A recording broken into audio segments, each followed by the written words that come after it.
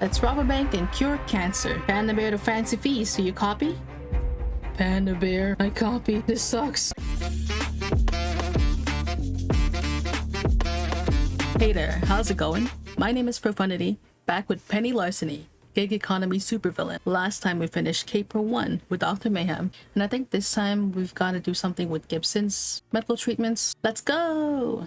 He's going to be fine. I know he's going to be fine. Dr. Mayhem came through. He directed us to Dr. Schumann, a terrific veterinarian, and one who doesn't care about capes or masks. Gibson's getting civilian medicine, not mad science. No worries about sketchy nonsense. Penny looks good in this scene right here. Fortunately, the replacement parts we snatched up in the warehouse caper will be helpful here, dramatically improving his chances. So yeah, Gibson's going to be fine. He has to be. But Gib is 10 years old. That's getting on in cat years. Even with his cybernetic enhancements and genetic alterations, he's getting old. Oh no, not like this. Not the senior cybernetic cat. I found him when he was a kitten. No, wait. He found me when he was a kitten. That particular story is a bit heavy, I'll warn. Like, no shame in avoiding any triggers you have for threats or self-harm. Up to you. Yeah, it's okay. I like to hear a story. 10 years ago, Parsons Institute for the Mentally Ill changed from Institute for the Criminally Insane, for PR reasons. That's teenage Penny, sitting at the edge of the rooftop after the Continuum incident. This is where she ended up. She heard distant whispers in her head, an indistinct voice, which wasn't her own. A quiet voice at first, barely audible, tangled up in her own thoughts, but getting louder every day. Her mother told her to trust that new companion, but she was too scared to see it as anything but a monster. The doctors had no idea what to do but keep her locked up. She was a dangerous criminal, right? It stood to reason. There didn't seem to be any solution, except to head to the rooftop. Behind a locked door she picked easily, and then go down. I can't blame her. Her whole family wiped out in a single night, her mind betraying her, and doctors telling her she was sick, feeling isolated, alone, lost. Nobody loved her. Nobody cared. Her options narrowed. Only one exit seemed possible to her, but before she could really commit to ending it, she felt a soft paw on her hand. Oh, no way, Gibson. Meow? Hey, kitty. Hey. Hey? Did you just say hey? Yeah? You can talk? Yeah, can talk. Not easy. Still learning. Learning fast. Systems operating at full capacity. Aw, fuck, this is so sad. Danger. You are in danger. High wind conditions. Dangerous. You shouldn't sit there. Now I'm hearing cats talk. Wonderful. Well, cat, I'm sitting here because I'm planning on jumping, in case you were wondering. That is dangerous. That is the point. I'm done. I'm finished. I failed. I'm a failure, and I just want to be with my mother again. Your mother is done? Finished? Yeah. In this, all of this, it's a mistake. I should have saved her, even if I died trying to save her. Now I don't know what to do. It feels right to just give up. I'm caught and the caper's over. It'd be better if it was actually over. I could calculate your possibilities if you like. Maybe I can. Maybe I can't. But I could try. Calculate? Doesn't work like that. You have a computer on your face or something, don't you? What is that thing exactly? BioWorks Augmented Reality Visor. Experimental feline installation package. That's so sad. Ooh, they did not exaggerate. This was gonna be a very heavy topic here. Oh, I get it. Mad science. You got screwed over by scientists too, huh? Lab. Escape. I escaped from the lab. Exploring. I've been exploring. Looking for food. No food here, but I see a human here. I see you both. I can see two individuals. What? I'm just me. Maybe your visor's faulty. No, it's operating at full capacity. I see both of you. One human, one extra temporal entity connected via gigaversal resonance. I see both of you. I can offer the exact frequency of the resonance if you want, but it'd just be a number to you. Meaningless. The whisper is real? It's a real thing? Not just my traumatized brain playing tricks? It's real. Human eyes can't see it. Cat eyes can't see it, but BioWorks corporate espionage systems continually scan for Continuum technology, and I started hearing the voice after my family tried to steal that serum from Continuum. The human should move back from the ledge if we're going to talk. It's not safe right now. Please? Penny. My name is Penny. What's yours? I don't have the word yet. A name. I don't have a name. Only a number. How about Gibson? Like William Gibson. I think he'd approve of me having a cybercat friend. Gibson, yes, I like that. Penny, can we find some food? I'm very hungry. You know what? Let's bail. Get the hell out of here. I don't belong here. Not if the voice is real. And you need a home. We both do. Maybe together, we can find a new home.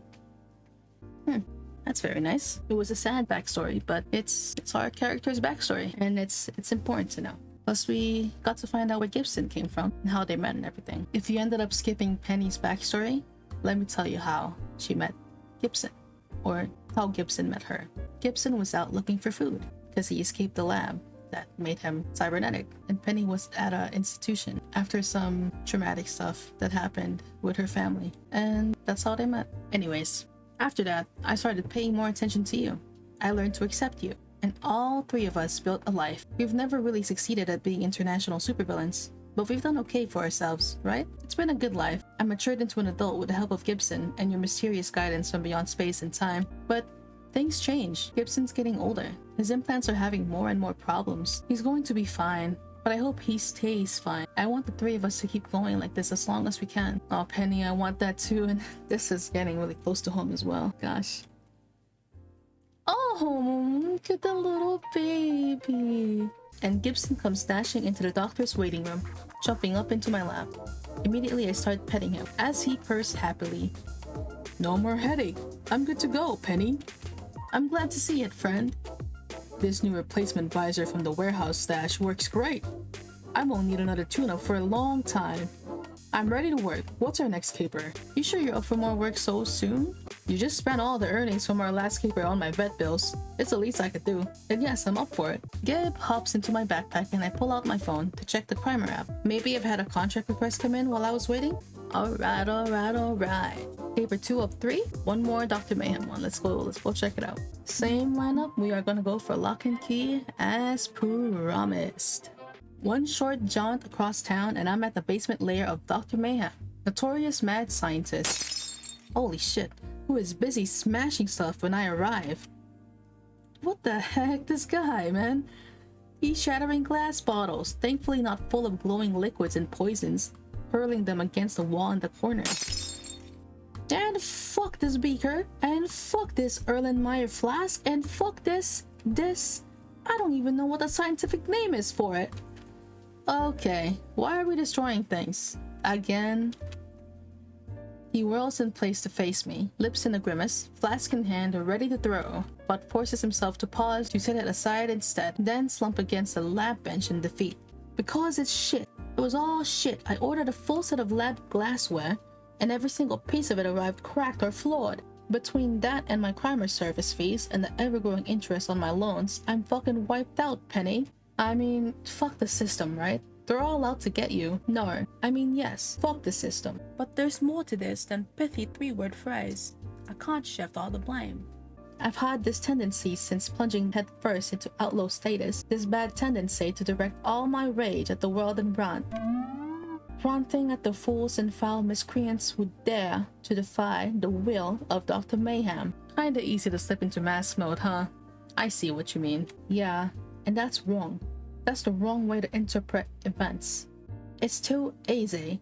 Insisting I'm a totally innocent victim of society is avoiding the core problem.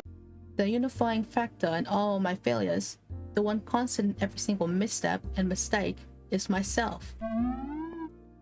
As a scientist, I can't ignore evidence. I have to consider the theory that I fucked myself over time and time again. Not some shadowy nightmare conspiracy, just me. Just me, constantly making bad decisions. Hey, no victim blaming. You're not at fault. The world is shit, yeah? Penny, I'm the one who decided to steal company secrets and leak them online, all because my unassailable ideals demanded it. I'm the one who took those crappy loans. I'm the one who pushed for my dream against all common sense. And now, I'm the one who ordered faulty glassware because it's cheap and I didn't want to wait to find a better deal. I'm the one who chooses to get angry all the time. I'm the fuck up, the failure, the source of my own miseries. I absolutely will not become yet another masked scientist who refuses to accept any personal responsibility. If I ever go that far, building doomsday weapons and shit to destroy the world for being so cruel to me, just shoot me in the fucking head. I'll already be gone. I mean, he has a point. He's made mistakes, but everybody does that, yeah? Is he truly the sole source of blame? Is he totally blameless? This is messy. What do you think? He's right about one thing. He can control his reactions. He can learn to accept the situation and grow past it. The deck is stacked against him though. The options were systematically limited to push him downhill. At least he's not alone now. You can provide him perspective and guidance, for the better. I mean, shit. He can control his reactions, yeah, but sometimes the world just really screws you over, you know? We'll go with the third option actually. At least he's not alone now. You can provide him perspective and guidance, for the better. You know what you need? 50 cc's of perspective stat. Allow me to help. Our situations are pretty similar. When I lost my family, I felt like you do right now. Alone, adrift, a failure, blaming myself for everything I've lost. But now, I've got Gibson and my weird head voice to help me through things. I'm not alone, and you aren't alone either. You ever doubt your path, second guess your decisions, or feel like you're going over the edge? Check in with your lab assistant. She knows what's what. She can help you puzzle through any experiment. Accept advanced genetics, of course. I can hold a beaker with the best of them. Point me at a thing and ask me to do a thing and I can do the thing, even if I don't understand why. You're right, of course. I'm not alone in this massive shitscape. I've got someone in my corner now. That's what really gnaws at me. The isolation. My family supports me, but from afar. Only way they safely can. You need a friendly mask. Someone who can actively associate with you without risk to the rep. And that's definitely you. Thanks, Penny. I appreciate the perspective. Doing what I can, my dude. Doing what I can. We got you, my dude. We got you. And it's appreciated, believe me. It's why I keep working with you. You've got heart. Means a lot to me. Putting emotional issues aside a moment, maybe we can do something about your money woes. I mean, we're masks. Let's rob a fucking bank or something. That's a bit cliche, isn't it? And I prefer crimes we can do which won't hurt anyone who doesn't deserve it. It's like my student debt. I can't just go full mask and ignore consequences. I have to play by some of the rules. I don't want to embrace pure evil in the name of good. No cut corners and as few ethical tangles as possible. And the science itself has to be clean. Absolutely pure. If I skip over a few inconvenient rules, it taints the whole result. For instance, did you know that someone's already cured cancer? What? Dr. Bloodfang, Vampire MD, cured it, but his serum requires the death of innocence, and he sacrificed dozens in its development. I will not let my legacy be that of a madman, and I will not use his research to further my ambitions. Yeah, but it's cancer. Surely it's worth considering those findings in the name of ending such a menace. It's hard to find any mask with that level of dedication. I like this guy. I'm sorry, a vampire doctor? How did we not hear about vampire doctor before? I'm sorry, but a vampire doctor? How did I not hear about a vampire doctor before? Vampire doctor? Vampire doctor. How the fuck did I not hear about vampire doctor? Is that even a thing? Are vampires even a thing? I mean, he thought he was a vampire. Had the full Christopher Lee setup superpowers too. I mean, better Christopher Lee than Jared Leto. In an ideal world, it's never Morbin time. But soon after revealing his cure for cancer, Vendetta staked him in the heart and burned his research. Supposedly, no copies remain. No scientist worth his bubbly beakers would use that research, even if it still exists. At least, I'd like to think so. We don't save the future by poisoning it. I know I'm facing an uphill battle, wanting to do things the Cape way, while stuck as a mask, regardless of who's to blame for that situation. But I'm thinking you and I can do something about that. Our antics have purpose and will push me further towards the goal. And one day when I rise above the rabble who drove me from my rightful place in this world, they will speak the name of Isaac Marquez? Right, Isaac. They'll say that Dr. Marquez, what a great guy he is. Yeah, a great guy indeed. So what's next on the docket for the day, Doctor? Lock and key! Mission briefing! So, I kinda need you to rob a bank. Bank robbery? Ooh yeah, some classic mask shit. I'd love to do a bank robbery. Hang on, didn't she just tell me that robbing banks was cliche? I'm not saying to loot the vault for all the cash you can grab. You need to steal a pretty specific item. When I was in med school, my mentor, Dr. Eric Svenderberg, told me he had a promising approach to cancer treatment in the works. Wouldn't explain what his methodology was, wouldn't share his notes, just said when the world was ready, he'd be ready. Very dramatic. I'd assumed it was all a hot air. If you have a strong lead, why not share it? Why keep it a secret? To make some cash maybe? Protect his investment? He died last year damn near penniless. If he was going to rake in that sweet big pharma money, then he missed a shot. But I learned recently that he has a safe deposit box in a bank near his retirement community, and he boasted that all his work is kept there. I need you to fly down south and bust into that vault. Take his stash and get out clean. I don't know. You sure this lead's worth all the effort? If the guy was a habitual liar, then why trust his word? Just rely on your own research and skills to get the job done instead. Get your own name out there as the great healer. Science isn't like that. One individual can't move a mountain.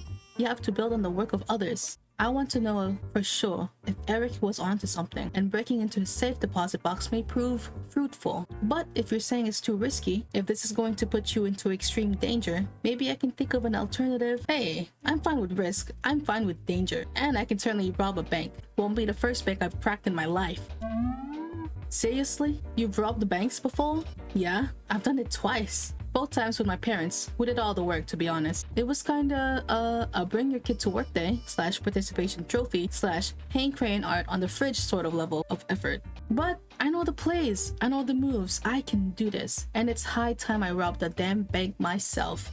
This is exactly what I need to become a major world-class mask. I wasn't planning on this becoming a high-profile crime. I kinda prefer Sneaky Penny to Chaos Penny in disguise. Fine, Sneaky Penny. When do I leave? As soon as you can. You arrange for the plane tickets, and I'll reimburse you. Oh, and dress for warm weather. Right, I'll be there and back again before you know it, Doc.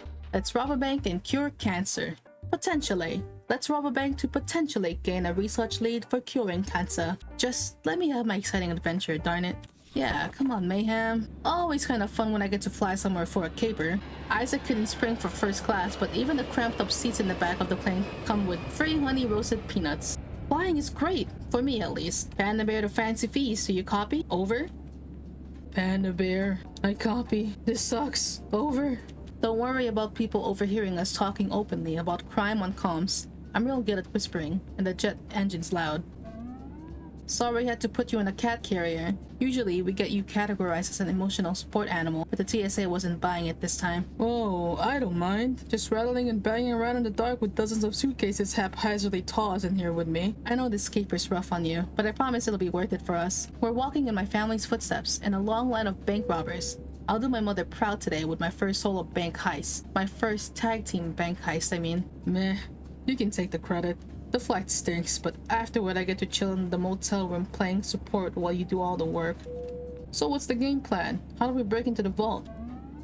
His little tongue, oh, it's adorable. I haven't settled on a plan yet. We need to case the joint first, but I know a few things that won't work. The legal owner of the box is dead, so we could file paperwork to have it transferred, climb a mountain of bureaucracy, which is boring, and it'd take weeks to set up. We could crack into the vault at night, but that's like the entire reason vaults exist, to make a quiet break-in impossible. And I guess there's a good old-fashioned daytime armed robbery, but we aren't that desperate.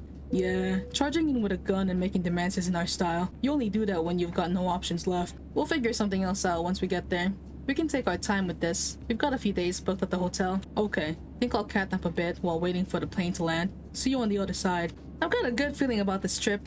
Sunshine, clear skies, relaxed atmosphere, classic capers, and a chance to live up to my mother's legacy. Bank vault, here we come. Alright, I think this is a good spot to stop at. I know that not much has happened, but we're gonna get there. But before I go, I wanted to know if you think we're gonna see Farsight again. I actually be missing her. I'd be missing her, and I really hope that we actually get to see her again. I'm waiting for that chance to connect with her outside of work, outside of the crimes, I mean. So yeah, we'll see. I'm glad that Gibson's doing alright. I'm sure y'all were worried as well in the beginning, but all's good. All's good. So anyway, thank you everyone for watching me play this game. If you like what you see, you should definitely fist bump the like button and subscribe to see more of my content. I hope to catch you in the next one. Until then, see ya.